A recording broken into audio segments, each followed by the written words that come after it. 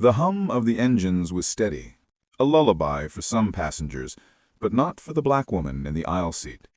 She sat tall, regal in her posture, her long braided hair cascading over her shoulders, her dark skin glowing even under the unforgiving fluorescent cabin lights. She wore a flowing dress of deep indigo, trimmed in gold patterns, her wrists adorned with thin bracelets that jingled softly with her movements. Passengers glanced at her, curious, but most returned to their screens or books. When the air hostess came down the aisle with a forced smile, something shifted.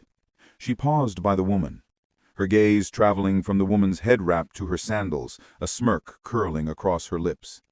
"Excuse me, madam," she said, voice laced with mockery. "This isn't a fashion show. Maybe next time keep it simple. Our cabin isn't a royal parade." A few people chuckled nervously, unsure whether to laugh or stay silent. The hostess added with a faux sweet tone, "Unless you're actually a queen or something." The woman didn't answer at first. She lifted her chin slightly, her eyes calm, but there was an ancient weight in them, the kind that silences storms. The passengers nearby felt it, the subtle authority, the dignity untouched by insult. Yet the hostess carried on, whispering to another attendant as they exchanged smug looks.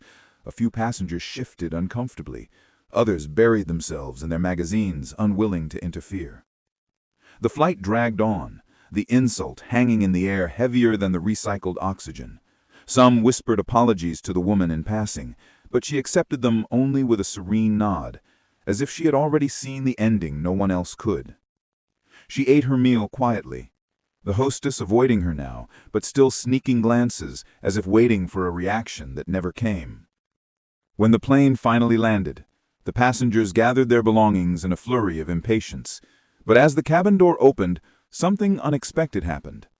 A group of airport officials entered, led by a man in a sharp navy suit. His voice carried across the cabin. "Your Majesty, welcome. We are honored by your visit." Every head turned at once, eyes wide. The woman rose with grace, her dress flowing as she stepped into the aisle. The man bowed low before her, and others followed. The stunned silence of the passengers was almost painful. Mouths hung open, and the hostess, pale now, her lips trembling, was frozen in place. The woman, the so-called fashion show queen, was no imposter. She was Queen Nayare of one of Africa's oldest monarchies, traveling discreetly on a commercial flight to attend a global summit. Cameras from the official entourage clicked, capturing the moment. She turned, her eyes falling on the hostess who had mocked her.